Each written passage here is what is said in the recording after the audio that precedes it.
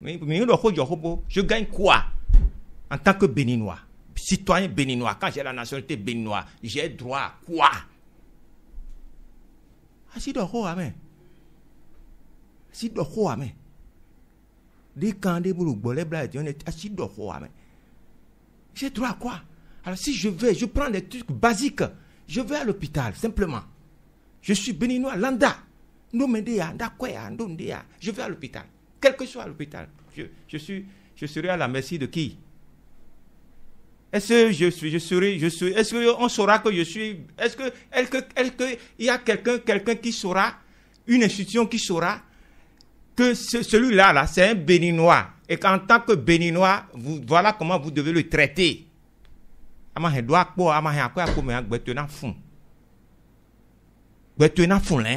Mais tu n'oseras pas aller à l'hôpital sans un rond. Ce n'est pas sans un rond. Ce n'est pas sans un rond. Moi, j'exige. Et tous ceux qui veulent nous diriger aujourd'hui, je veux savoir celui qui viendra pour nous dire, moi, mon programme, c'est que chaque Béninois qui va à l'hôpital ne paiera rien. Vous êtes Béninois, tant que vous êtes à l'hôpital, on va vous soigner gratuitement. Le chic, là, c'est tout le monde qui va aller au chic. Comme ça se passe ailleurs. Mais il faut atteindre un niveau de développement. Non, ah oui, on atteint. Oui. Moi, je ne sais pas. On fait beaucoup d'autres choses. Donc, pour vous, la santé, c'est une priorité. Mais c'est une priorité. C'est une priorité. C'est une priorité. C'est une priorité. Moi, je veux soutenir celui qui viendra pour dire les jeunes. Depuis des années, nous sommes en train de parler français. Inadéquation avec formation et ceci. Bon, formation et inadéquation avec l'emploi et la formation. Bon, français, pourtant, on fait toujours les mêmes choses. Et les jeunes sont là, ils n'ont pas d'emploi, ils sont obligés de se débrouiller, de se débattre. Bon, donc, il y a bien un PLM. Bon, on les traque, d'accord, c'est bon. Mais il faudrait que celui qui viendra me dise que oui, moi j'ai un programme, je vais faire en sorte que tous les jeunes qui ont 18 ans et qui ont un parchemin ou bien qui ont fait un apprentissage, puisque aujourd'hui, tous ceux qui font les corps de métier, tout ça là, on leur passe un examen, le CQM. Le CQM. Voilà, on leur passe. Donc tout ça là, tout jeune Béninois. Tout jeune Béninois, déjà à l'âge de 18 ans, jusqu'à ceux-là qui n'ont pas de travail et qui... On lui vient en aide. Même s'il n'a pas les moyens. On lui vient en aide, c'est pas qu'il... Même si les parents n'ont pas les moyens. Tout jeune, tout jeune. On lui vient en aide avec 100 000 francs tous les mois. On peut faire ça, non? À quoi c'est pour nous, non?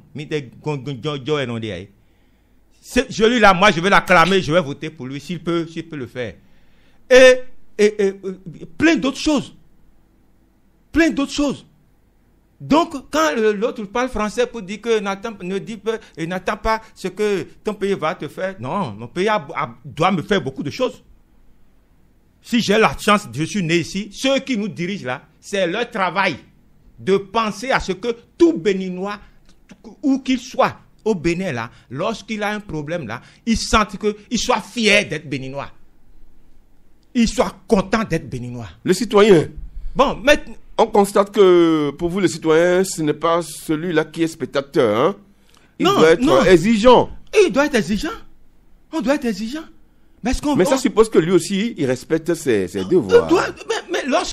Mais si on est quelque part, vraiment, mais on est quelque part où vous êtes soumis à la loi seulement. Vous n'avez que des contraintes. Mais vous ne bénéficiez de rien. Moi, on est mal haut. Mais vous tenez tellement à cette question de santé. Hein? C'est important. Parce que vous le dites tout le temps. C'est important. C'est important. C'est important. Et celui qui viendra lever la main, ne dit pas ça là, moi je ne suis pas dedans. D'ailleurs, je ne suis même plus dans leurs histoires là. Ils n'ont qu'à faire, on va voir. Vous êtes découragé. Oui, c'est ça. En tant que citoyen. Comment? Mais on force les gens. On force les gens. Vous laissez décourager. On force les gens. On est dans le contexte où on force les gens à faire la politique. On ne force pas les gens à faire la politique. On ne force pas les gens à rester ensemble. On met des trucs, C'est pas comme ça. On laisse la population choisir. Mais le goût, on choisit. Et voilà moi les conditions. Moi, je ne suis personne. C'est qui quelqu'un ne vient pas et ne dit pas les choses. Donc, le citoyen doit être exigeant. On doit être exigeant. Quand l'Américain la parle, on doit être exigeant. Maintenant, quand vous êtes exigeant et votre pays vous donne, vous devez aussi respecter, vous devez contribuer, vous pouvez participer pour que ça soit... Bon, nous payons les impôts, non? On paye chaud, là. Alors, donc, on doit avoir le retour. Il y a l'impôt direct et l'impôt indirect. Oui, on doit avoir le retour aussi. Et où est-ce qu'un citoyen se dit, ah, Dieu merci, Béninois, Mao, de chance, mais il y a des gens qui ont construit tellement leur pays que il y a des Africains qui souhaitent aller vivre dans ces pays-là, seulement avoir la nationalité de ces pays-là, avoir le passeport de ces pays-là. Pourquoi?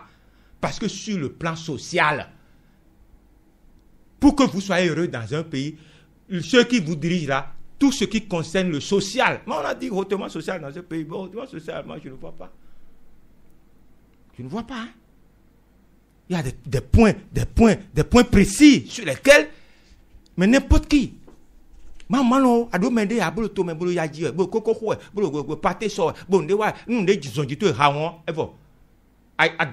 ne sais pas si vous avez écouté le président du Parlement africain qui était en visite dans notre pays le jeudi dernier, lors de l'ouverture de la première session ordinaire de l'Assemblée nationale. Il disait que il insistait, il demandait aux parlementaires de jouer leur rôle. Voilà. Il disait que si aujourd'hui les citoyens souffrent, c'est à cause des parlementaires. Bon, je n'ai pas suivi à moyen Tcheni. Parce que ici, les Africains que nous sommes là, on a des problèmes. Hein. Vous voyez des gens, on dit qu'on est en démocratie. Moi, je fais une petite réflexion. Hein. On est en démocratie. Hein. On dit que... Mais le philosophe réfléchit trop. Hein. Ah oui, on doit réfléchir. Et il s'oppose à tout pratiquement. Non, il ne s'oppose pas. Ah bon? Il voit clair. Il voit clair. Ah bon? Et oui, ce qu'on vous fait, vous applaudissez à nous, on voit clair. On voit clair. Vous regardez, on dit, c'est un système, on dit, voilà, le peuple, c'est ce peuple qui est souverain. C'est le peuple qui décide tout ça là. Voilà, on va faire en sorte pour que la souveraineté du peuple soit toujours conservée. Mais comment on fait? On peut pas envoyer tout le peuple à l'Assemblée. Donc il faut qu'il y ait des représentants du peuple à qui le peuple délègue un peu sa souveraineté et qui, au nom du peuple, mais on les envoie là-bas. Et ils ne s'occupent pas de nous. Ils ne s'occupent pas de nous. Ce sont les salaires, tout ça. Dans un pays où les jeunes n'ont pas d'emploi, vous croyez qu'en principe, si quelqu'un doit faire la politique, si on est sérieux, on fait les réformes, puis on dit, on va donner la... Si quelqu'un doit faire la politique, là, ce n'est pas l'argent. On va voir ceux qui ont l'amour de ce pays. Ce n'est pas l'argent, ce n'est pas les salaires, là, qu'on va leur donner. On va leur donner quoi? Au moment où les jeunes sont en train de souffrir. Vous êtes contre les salaires? Le traitement est trop. C'est trop dans un pays où les jeunes n'ont rien. Non, c'est pour les mettre à l'abri. Non, on ne peut pas les mettre à l'abri. De toute corruption. Non, vous voulez faire la politique, vous aimez votre pays, on doit voir, même au niveau du gouvernement, on doit voir que vous avez l'amour du pays. Mais qu'est-ce qu'on remarque? Que ça devient un canal par lequel les gens sont à l'abri du besoin. Se disant qu'on veut défendre la population, on veut défendre le peuple, on veut œuvrer pour le peuple, mais vous êtes à l'abri du besoin. C'est vous qui avez tous les passe-droits, c'est vous qui avez un passeport, c'est vous qui avez l'argent, vous pouvez voyager, vous allez, vous revenez, vos familles sont tranquilles, vous avez tout, vous tombez n'importe que part. Les avantages quel avantage dont bénéficient les députés, ça ne date pas d'aujourd'hui. Oui, mais ça ne date pas d'aujourd'hui, mais c'est une aberration. Le peuple souverain, lui, gagne quoi? Si moi, tu me représentes, et tu vis mieux que moi. Mais tu me donnes les moyens pour que tu représentes correctement. Mais tu me représentes. Oui. Comment? Je suis ton représentant. On dit. Si moi, je peux prendre, tu es mon représentant. Et tu vis mieux que moi. Tu me représentes, hein. Mais toi, tu vis mieux que moi. Tu es à l'aise, tu es balèze. Et moi que tu représentes, là, je suis dans la galère. Et Garo et Nado Miden a voté pour. Qui représente qui? On met un système là, on vote pour certains, ils ont la chance, ils se retrouvent là-bas, surtout dans les pays africains. Hein. C'est fini. Beche Koyon. Ah, allô. Donc, avec la politique, on se taille une place au soleil. Mais pourquoi pas? C'est ce que je veux dire. Il y a bleu élection, député, mais c'est fini. Affaire business, affaire. Mais il ne s'intéresse pas aux souffrances de la population. Il ne s'intéresse pas aux problèmes des citoyens. Le peuple souverain est abandonné. Et lorsqu'il ose, il ose faire une réclamation, on se braque contre lui. On se braque contre lui. On se braque contre lui. C'est un système de l'heure. Mais malheureusement, c'est le système le moins pernicieux. Parmi tous les autres systèmes, dans la démocratie, on a étudié, c'est le moins pernicieux. C'est pour cela que c'est un système basé d'abord sur la liberté. C'est pour cela qu'on ne doit pas restreindre la liberté en démocratie. Parce que finalement, que revient au peuple? Qu'est-ce qui lui revient? Si je te mandate, c'est pour que tu deviens... c'est pour que tu sois plus fort que moi. C'est pour que tu aies les moyens de m'écraser. Dans son voyage, on a un gami. Aïe, tu es mozo, nous, mozo, nénio. C'est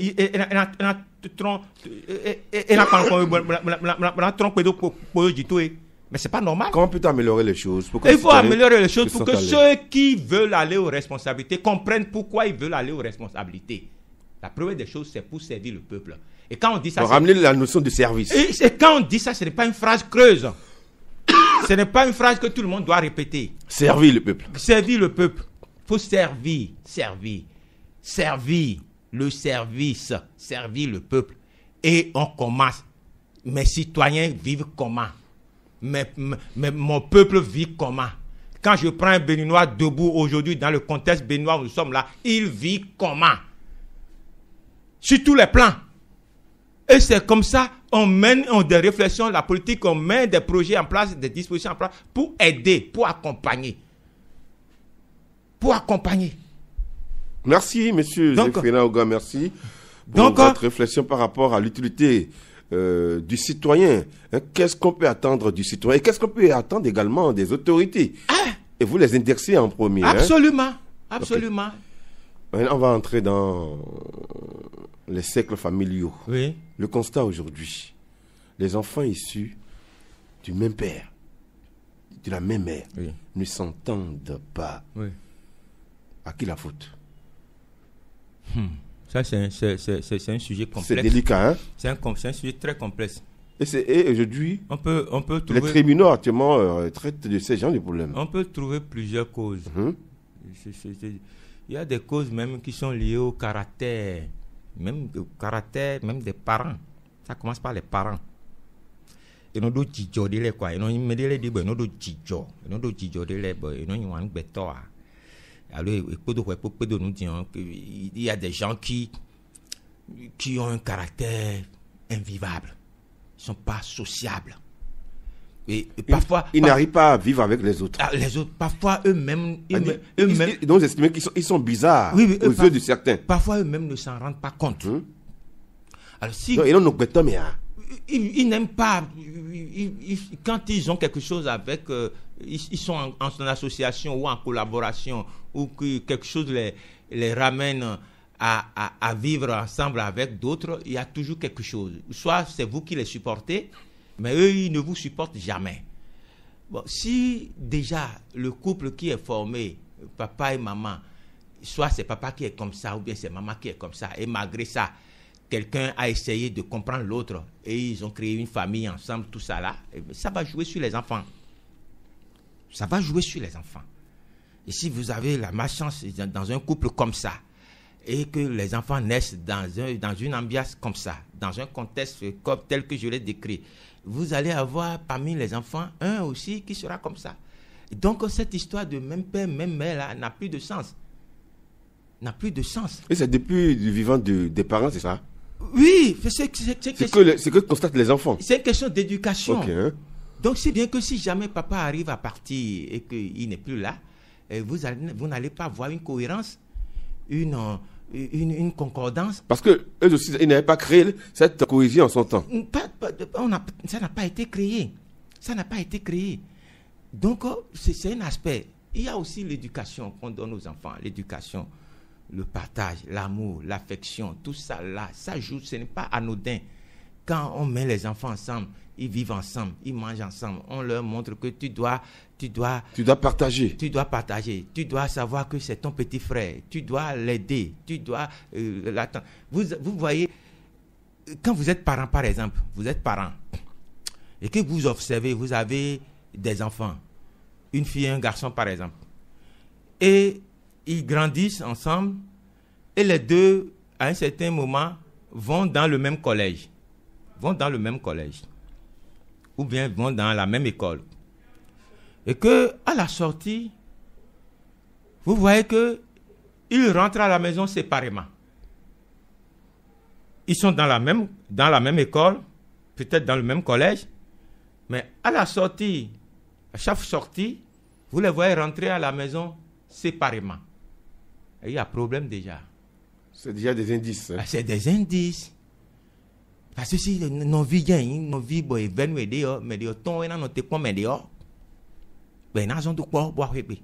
surtout si c'est l'aîné qui sort, qui n'attend pas sa petite sœur, l'aîné qui soit peut-être garçon, ou bien c'est l'aîné une fille et son frère est un garçon, sort et n'attend pas.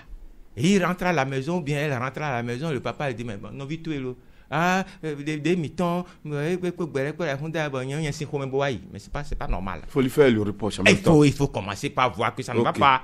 Commencer par régler. Il faut commencer par régler. Il y a beaucoup de choses comme ça qui est liée à l'observation des parents, l'éducation. Comment est-ce que, lorsque il faut pouvoir voir comment est-ce que les litiges opposent, il arrive qu'à la maison, les litiges opposent les enfants. Déjà en leur présence. Et comment ils règlent ça? Voilà comment les enfants règlent ça. Comment les parents? La réaction des enfants, vous allez voir, observer, et il faut toujours pouvoir trancher et amener les enfants à une cohésion. À leur faire comprendre que d'abord, ils sont des frères et des sœurs.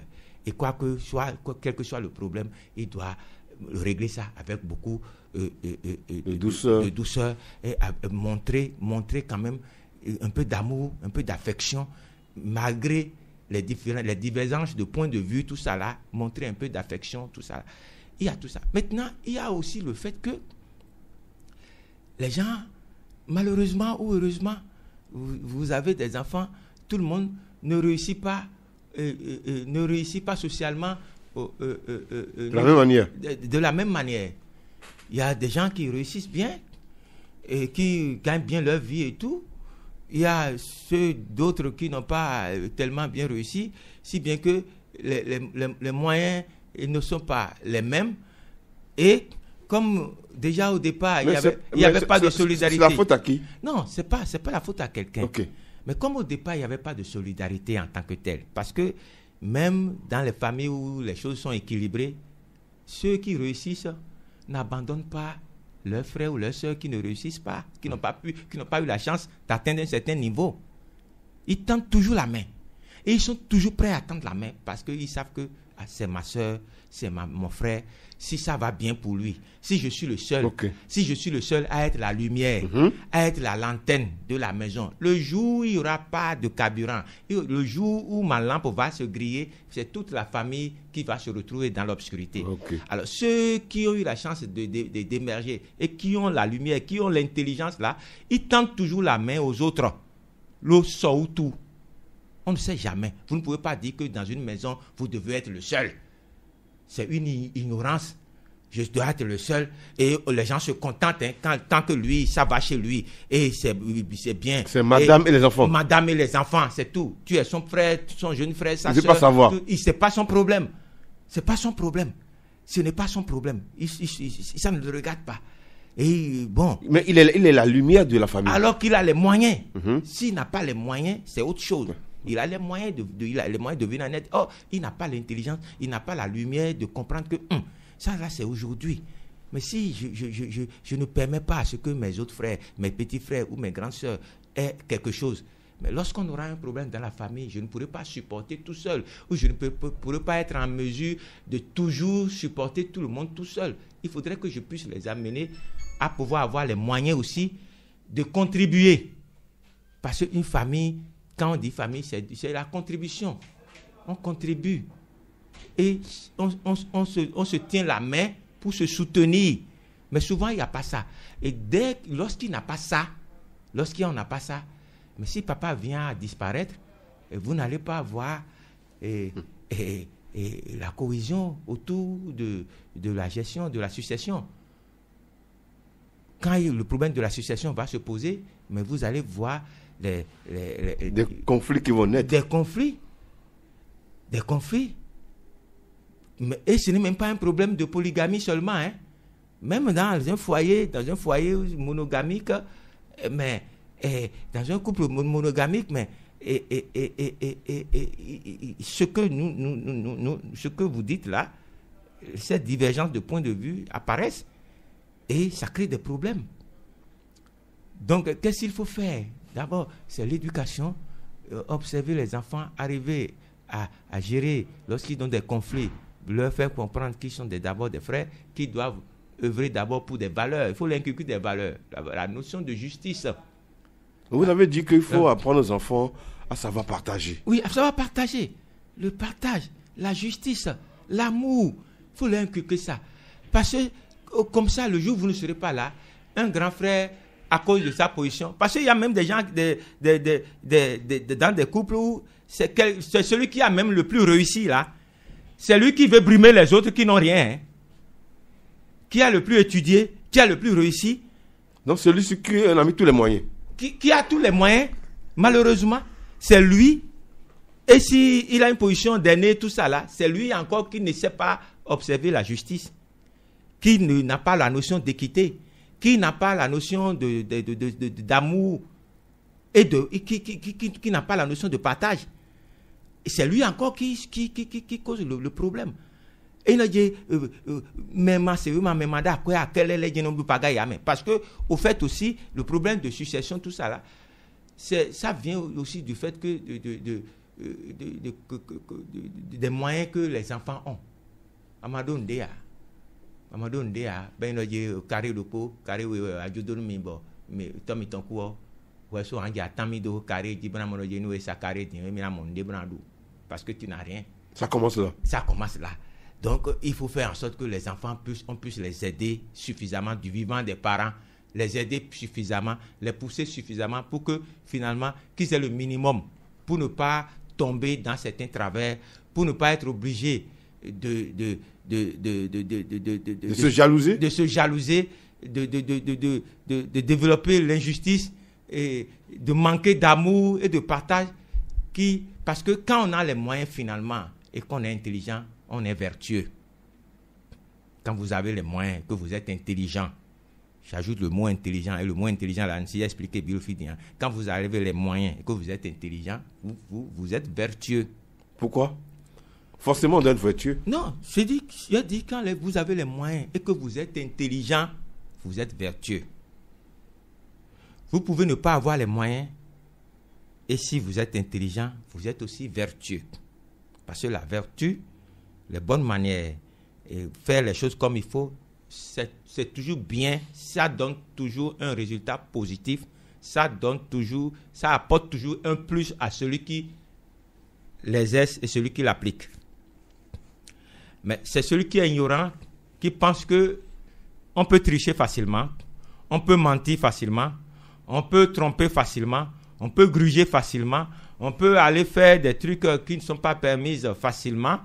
Bon, quand vous le faites, il y a toujours les conséquences. C'est là où je parle d'intelligence. Quand vous êtes intelligent, vous avez tout acte que vous posez qui ne soit pas conforme aux mœurs, qui ne soit pas conforme au droit, qui ne soit pas conforme à la justice, tout ça là, a toujours des conséquences. Donc il faut inculquer de très bonnes valeurs aux enfants. Des valeurs. Le partage, l'amour, la solidarité. La solidarité. Il faut que si... Et ça, c'est le rôle des parents. Oui, s'il n'y a pas ça, mais français, ça ne veut rien dire. Déjà apprendre ça ne veut rien dire. Aux grands frères, ou bien à la grande sœur, ou à au petit partager, frère, il faut partager. Aimer, si demain tu as plus que ça, il faut lui donner. À protéger ses frères. Le grand frère doit protéger ses frères. Et les frères doivent respect à leurs grands frères. Et aussi, eux aussi doivent protéger leurs enfants aussi. Rester ensemble. Tout ça là, c'est ça qui fait que lorsque papa n'est pas là, on ne vient pas diviser, on ne vient pas faire de l'injustice, on ne vient pas créer la discorde. Parce que quand quelqu'un a, il pense aux autres. Il pense à l'autre. On ne dit pas qu'il y a autant. Moi, je suis déjà ingénieur, tout ça là. Même bien, papa, c'est là, mais moi, je suis sorti ingénieur, tout ça là. Moi, je ne suis pas paresseux. Moi, je ne suis pas paresseux. C'est eux qui sont paresseux. Non, ça ne veut rien dire.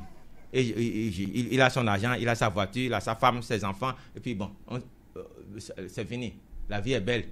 Mais quand c'est comme ça, bon. Mais la vie n'est toujours pas belle. La vie est aussi quelque chose, elle n'a jamais été belle tout le temps.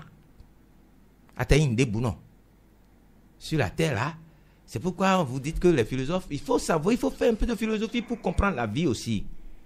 Et comme ça vous permet de savoir vous comporter. La vie n'est pas rectiligne, elle n'a pas toujours été belle pour tout le monde, tout le temps. Vous pouvez être heureux aujourd'hui. Ah si, milliardaire. Il y a toujours... Bonsoir. Il y a toujours des jours, il y a toujours des jours sans. Quel que soit l'argent que vous avez. Quel que soit l'argent que vous avez. Donc, il faut savoir que tout ça là qu'on voit ici, il faut savoir partager. Il faut savoir aimer les autres. Il ne faut pas s'accrocher aux biens matériels. Parfois, des choses que vous-même, vous n'avez pas mis votre effort, vous n'avez pas travaillé pour avoir et qui appartient à vous. Tout le monde, soyez juste lorsque le moment arrive, que le problème de succession se pose, soyez juste, ne soyez pas injuste. Alors qu'il est votre petit frère. Il est votre frère. Mais il est votre grand frère. Il est grand frère. Ou bien vous êtes dans une famille et votre papa, le pater de son vivant, tout le monde a vu qu'il a créé une famille monogamique, mais au même moment, c'est le système européen. Il a eu des maîtresses en ville et puis malheureusement ou heureusement, il a fait d'autres enfants en ville. Alors, il n'est plus là. Ces enfants ils ont aussi le droit. Ils ont le droit. Ce sont vos frères. Oui. On ne va pas dire que non, quand même, papa, c'est une bêtise là, mais non, mais les autres n'ont rien à voir. Ils ont le droit. Et tout ce que nous voyons là, c'est très important. Il faut que chacun se le répète tous les jours. Il faut qu'on se le répète tous les jours. Dieu nous fait la grâce. C'est la grâce. Tous ceux qui sont réveillés aujourd'hui, là, qui a eu la force de se réveiller, qui a eu cette force-là, c'est lui-même qui se tape la poitrine, qui s'est réveillé, qui peut jurer que demain je vais me réveiller encore. Non. Doucement. Non, on doit aller doucement. On doit cultiver l'amour. Et ceux qui nous dirigent doivent nous aimer. Vous devez aimer votre population. Et nous aimer là, c'est de faire en sorte qu'on puisse voir en vous que vous créez toutes les conditions pour que nous soyons heureux. Si je suis béninois, je dois être heureux, fier d'être béninois. Merci à vous. On va écouter les amis auditeurs sur cette émission, le 97 22 77 36 ou le 95 22 77 36. Je rappelle que ces deux numéros sont précédés du préfixe 01. Ça veut dire que il faut écrire d'abord 01 avant de mettre 97 22 77 36 ou 95 22 77 36. Alors, on va se rendre du côté des deux téléphones pour voir si les auditeurs sont prêts à intervenir par rapport à ce que notre invité a eu à dire. Il s'est prononcé sur deux sujets fondamentaux. En quoi le citoyen peut être utile à sa cité, à son pays. Et deuxième sujet, il s'est intéressé aux conflits qui naissent après le décès des parents. Le premier intervenant. Allô. On va écouter. Cher ami, bonjour. Bonjour, cher ami. C'est Jean Sagouran. Monsieur Jean Sagouran. Merci beaucoup. Nous vous écoutons. Merci. Et notre invité, il dit qu'il n'est pas la politique, il n'est pas politique. Mais tel qu'il pense où il aborde les sujets, les faits politiques là. Et ça, c'est à mon niveau, quelques commentaires. S'il était un politique là, on a l'air pas correct. Mais ça ne m'empêche pas de dire quelque chose. Il a dit quelque part, on oblige les gens à être ensemble. Bon, je vais rappeler, il fut un moment dans ce pays, un président en exercice a dit, je vais faire venir les miens et puis ils vont se battre. Est-ce que le système maintenant, actuellement là, est-ce que ça permet ces gens de problèmes? Non. Mais on regroupe les gens pour que nous puissions former une nation.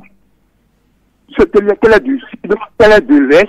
Il faut qu'on finisse avec. Donc, on met en place un système pour regrouper, pour fédérer les gens. Ce n'est pas une mauvaise chose. En tout cas, à mon avis. Je ne sais pas si je rappelle encore de cette période où on parlait des gens de la bonne région. Moi, j'en suis vu. On disait que lui, il est de Porto-Novo. Il ne peut pas travailler ici. Ceux qui sont de bonne région, ils sont encore dans une structure d'État à l'heure où nous parlons. Ils sont deux là maintenant. On était trois à commencer le stage. Mais on m'a mis de côté parce que moi, je suis de Porto-Novo. Et il disait, oh, je n'ai jamais voté pour vous. Et vous voulez qu'on continue comme ça? Et maintenant, on fait tout pour nous regrouper. Et on voit que c'est mauvais. Et vous avez demandé à notre invité, que j'aime beaucoup, hautement social, lui dit qu'il ne voit rien. Moi, j'ai un problème avec ce terme-là. Dites-lui, selon lui, là, qu'est-ce qu'on peut comprendre par hautement social? Le hautement social? Oui. Il faut lui demander. Moi, j'ai vraiment un problème avec ce terme-là. Je ne comprends pas. Okay. On parle hautement social, on ne voit pas. Concrètement, là, on ne met pas dans hautement social. Maintenant, je vais réfléchir sur ce sujet-là.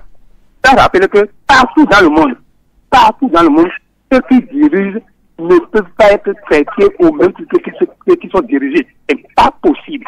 Il faut que nous mettons ça dans notre tête. Celui qui dirige ne peut pas être traité de la même manière que celui qui dirige. Ce n'est pas possible. Même lui, là, dans son ménage, lui qui s'échine, il donne de l'argent de confort. On va servir le repas là. On le fait en faveur de cet enfant. Il ne passe pas, hein, il doit être honnête. Donc, l'histoire juste quelque part dans nos raisonnements. Bon, il parlait de l'hôpital. Il a raison. Mais, moi qui dis là, il n'a pas parlé de moi, mais sinon j'allais vous donner des exemples. Il y a un ami qui a perdu l'une de ses filles à Lomel à cause des parties des femmes. Mais maintenant, ça s'améliore un peu. Je vous remercie. Je ne veux pas trop monopoliser la nuit. Merci à vous. Bonne semaine à vous. Merci à vous, monsieur Jean Sabouan. Un autre auditeur sur Cap FM. Bonjour, cher auditeur. Bonjour, monsieur le journaliste. Bonjour. C'est Giovanni Rossile à l'appareil. Monsieur Jérôme, nous vous écoutons. Allô? Oui, nous vous écoutons, Jérôme. C'est Giovanni Rossile. Giovanni, autant pour moi. Oui, j'ai écouté votre émission et j'ai très bien apprécié le développement de votre invité. Et moi, je vais parler sur le deuxième sujet qui concerne les conflits qui naissent après le décès des parents? Tout à fait. Ok, allez-y. Et il a très bien donné son développement que j'ai bien apprécié. Il a parlé d'éducation, que les parents doivent donner aux enfants, les enfants doivent s'aimer entre eux mutuellement, tout ça, bref. Mais moi, à mon humble avis, je pense que pour que ce problème d'héritage ne se pose pas au décès d'un des parents, c'est le parent en question qui doit prendre les dispositions. Parce que un parent, beau faire ses enfants, on dit, vitons les gens. On ne connaît jamais le caractère de tous ces enfants. Mm-hmm. Il y a toujours des récalcitrants, des bandits, tout ce que vous voulez dans les enfants. Et les parents ne peuvent pas dire qu'ils connaissent les enfants à 100%. Donc moi, à mon humble avis, pour que ce problème ne se pose pas au décès d'un des parents, surtout quand le père décède, même si c'est une paire de chaussettes que le père a, ou bien un morceau de terrain ou plusieurs héritages qu'il a, ce père, il doit faire en sorte qu'à son décès, ces problèmes ne se posent pas. Je ne veux pas rentrer dans les détails parce que moi, je l'ai subi. Et le papa de son vivant doit faire son testament écrit noir sur blanc. Testament. À mon décès, je veux que mes biens soient partagés de telle manière que la famille soit monogame ou polygame. Tous ceux qui sont ses enfants, qui portent son nom, qu'il a reconnu, il doit leur donner leur part d'héritage sur testament avant son décès. Comme ça, le jour où il part, le testament est ouvert, et on lit, on dit, papa a dit, Paul doit prendre ça, Jacques doit prendre ça. Tant que le père n'a pas fait ça, c'est qu'il n'a rien fait. On parle d'éducation, d'accord, mais le testament est primordial pour moi. Parce que si le testament n'est pas fait, c'est toujours un qui sort du lot, qui dit « Papa m'a donné ça de son vivant. Ah non, moi je suis le grand frère, c'est moi qui doit partager. » Et c'est souvent le plus rusé qui fait ce jour-là. Monsieur Giovanni. Et malheureusement, ça se passe très mal. Monsieur Giovanni. Oui. Alors, il y a un auditeur qui disait, il y a une semaine, je me souviens, il a dit, il sera intéressant, ok, que le papa aille vers le notaire, qui ne s'impose pas au notaire, mais qui lui dit la vérité par rapport à tous ses biens. Et par rapport également aux enfants qu'il a. Voilà. Je suis tout à fait d'accord, parce que c'est pour ça que je vous dis que le père, du moment où il a reconnu tous ses enfants, qu'ils soient de famille monogame ou polygame, il doit faire en sorte que tous ceux qui sont ses descendants qu'il a reconnus aient un lopin de son héritage qu'il aurait laissé.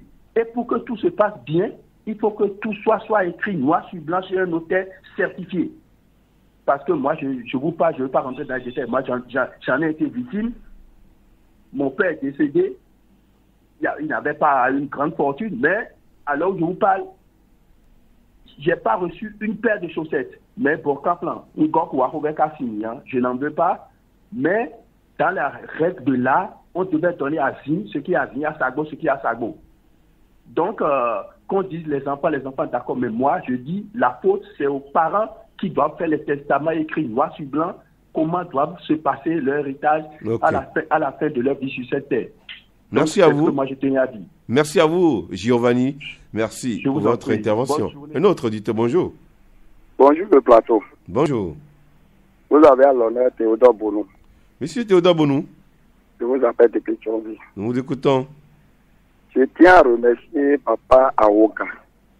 Je lui donne 20 sur 20. Pas plus, merci. C'est Théodore. Il est parti. Un autre intervenant. Bonjour, auditeur en ligne. Monsieur Wilfried Apasso, bonjour. Bonjour, cher ami. Comme vient le dire mon prédécesseur, moi aussi je donne. Mais il paraît qu'on ne donne pas 20 sur 20. On donne combien? On fait moins. Au moins 19, c'est ça? 19,50. D'accord. Voilà. Monsieur Sébastien Rousseau. La vérité, c'est la vérité. Quand on n'est pas politique, on dit toujours la vérité. Les politiciens, ils ne viennent pas sur les radios pour dire ce qui se passe exactement. Ils ont faim. C'est eux qui ont des problèmes. Et ils commandent, ils disent tout partout. Mais quand on vient à la radio, on dit que tout va bien. Aujourd'hui, le pays va bien. Quand vous les voyez dans les meetings politiques, c'est autre langage ils tiennent pour pouvoir convaincre la population, alors qu'ils vivent autre chose. Vous voyez, on dit qu'est-ce que tu peux faire à ton pays. Ce que nous pouvons faire à nos pays, c'est ça que nous faisons actuellement. Nous achetons des crédits pour pouvoir appeler les radios. Tout à fait. Donc, quand on parle de cette affaire de l'hôpital, il faut voir les dialysés. C'était en 1997, le général Mathieu Kérékou avait initié cela pour dire que celui qui souffre de mal de dialyse doit être pris en charge par l'État. Et le gouvernement de Yahya Bone l'a appliqué. Mais à l'arrivée du gouvernement de la rupture, en septembre 2018, il y a tous les documents ici, cela a été suspendu, comme quoi les fonds se gèrent mal. Mais depuis ce jour-là, est-ce qu'on n'a pas trouvé un bon moyen pour reprendre ça? Ce problème était parti à l'Assemblée nationale. Je salue tous les députés, toutes tendances confondues, mouvanciers aux oppositions dit, chers gouvernants, prenez les dialysés en charge, parce qu'ils sont des malades. On avait posé la question au ministre combien ça coûtait. Ils avaient dit 2 milliards par an. Il dit que 2 milliards ne peut pas tuer ce pays par an pour sauver nos frères. C'est de ça qu'il s'agit. Il n'y a pas grand-chose que le peuple demande. Vous voyez, l'État aussi a des devoirs vis-à-vis des citoyens. Moi, maintenant, il y a des étudiants qui ont soutenu en 2017, mais n'ont pas eu leurs frais de mémoire jusqu'à ce jour, malgré qu'ils ont payé les frais de soutenance qui s'élevaient à 15, je parle avec preuve, à 15 500 en ce moment. Jusqu'à ce jour, ils n'ont pas eu les frais. Alors que ceux qui nous dirigent aujourd'hui, ils avaient bénéficié de ça en son temps. Quand nous, on était à l'école, c'est avec des petits cahiers, on allait à l'hôpital, on nous soignait gratuitement. Les bus universitaires, est-ce que vous les voyez encore? C'était à 5 francs, 100 francs, mais aujourd'hui, c'est les étudiants même qui sortent de là. Non, ça vient. Ça vient, les bus des étudiants, bientôt, ça va venir. Ça vient. Ça va. Ça va venir, vous avez dit? Oui, il y a une promesse. Hein. Il y a une promesse depuis la promesse se réalise. Oh, vous me faites rire, monsieur. Non, il faut attendre, il faut espérer. En tout cas. L'espoir est la matière première du succès. Ah oui. Et pour les dialyser, même l'État dit qu'il va faire quelque chose, exonération des taxes et kits sur les intrants entrant dans le kit de dialyse. Mais jusqu'à ce jour, le décret est sorti depuis septembre 2024. Mais rien n'a fait jusqu'à ce jour. C'est ce que l'État doit faire. Donc, chacun doit faire ce qu'il doit faire dans la République. Nous payons des impôts, nous travaillons pour l'État, nous faisons tout ce que nous devons faire. Parce que quand tu enfreins la loi, l'État va te frapper fort. Donc, il faut que l'État, quand le pays est beau, il faut que l'État revienne aussi sur le hautement social dont on dit. Hautement social. Oui, hautement social. C'est ça. On ne demande à personne de partager de l'argent de maison en maison. Mais il y a des dirigeants, on doit les prendre en charge. Pour l'affaire de l'héritage, je fais bien les préoccupations de l'avant, celui qui était... Giovanni, voilà. Il fait bien ses préoccupations. Et j'ai dit que les parents doivent faire quelque chose. Mais aujourd'hui, les testaments aussi sont colorés.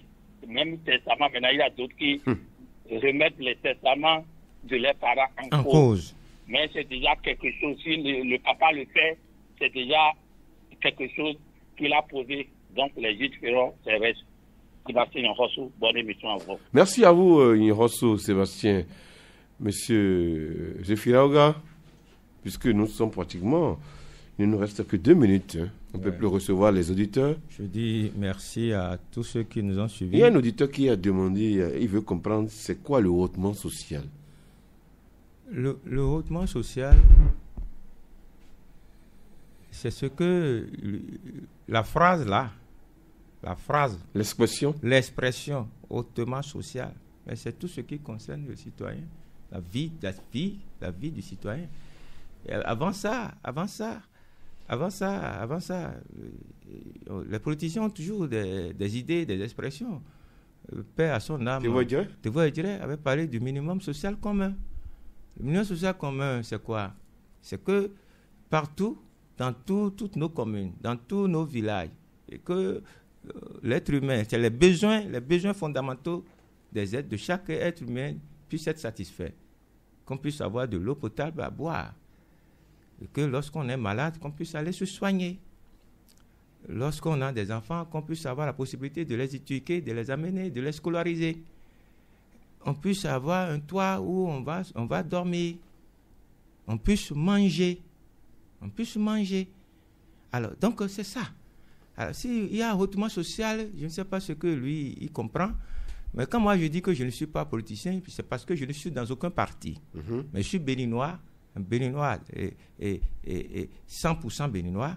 Et j'ai un certain âge. Et j'ai beaucoup vu dans ce pays. Et je sais de quoi je parle. Et je ne suis pas en train je ne suis pas contre la rupture, non. Autant des autres régimes, j'ai des trucs que j'ai toujours reprochés. Mais je dis que moi, béninois, qu'est-ce qui fait que je suis fier d'être béninois? Il faudrait que je puisse avoir des avantages. Quand j'ai parlé des jeunes qui n'ont rien, dans d'autres pays, vous allez, même au niveau il y a trop de facilités, trop de choses concrètes pour les jeunes, pour qu'ils aient les moyens, les petits jobs, plein de choses. Pour éviter qu'ils aillent s'adonner à des actes immoraux. Immoraux, c'est tout. Il y a plein de choses. On les accompagne. Puisque c'est nous-mêmes qui parlons français, inadéquation de ceci, inadéquation de cela. Mais on n'a jamais rien changé. On a promis des lycées, les lycées agricoles, tout ça, là, combien? On a dit combien? Au moins une trentaine de lycées agricoles. Bon, moi, je suis là, j'attends toujours que ces lycées viennent. C'est une très bonne idée, c'est une très bonne chose. C'est une bonne idée, mais bon, comme vous venez de dire qu'il faut se nourrir d'espoir. Bon. L'espoir est la matière première. Bon, ça fait au moins 2 ans, 3 ans qu'on nous a promis les lycées agricoles. Au moins une trentaine dans le pays. Je ne sais pas si ça a été construit. Donc, le citoyen doit exiger ça. Ah, absolument. Okay. Quand je parle de l'hôpital, je ne parle pas de moi seulement. Je parle de tous les Béninois. J'ai dit tous les Béninois, y compris celui qui a appelé et qui posait le problème. Tous les Béninois. Je ne souhaite à personne. Merci à vous, M. Zéphine Aouga.